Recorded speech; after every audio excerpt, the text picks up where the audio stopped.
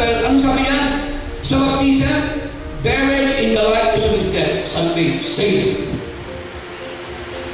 And then rose and walked into the, ibig sabihin, naging kay Christian na walk in sabihin, maglilingkod ka. Asa ka maglilingkod? Sa church na binigay sa iyo ng Panginoon. Yeah. Sa church na nagbaptize sa iyo yung pastor mo. Yeah. Si John the Baptist, di ba? Nung binautismo niya yung mga disciple niya, anong ginawa niya? Binigay niya saan? Kay Jesus Christ. Amen. Yung mga binautismo ni John the Baptist, binigay niya kay Jesus Christ. Why? Even si Jesus Christ ang nagbaptize sino? Si John the Baptist. Kasi yun ang proper na maglilingkod ka sa local church.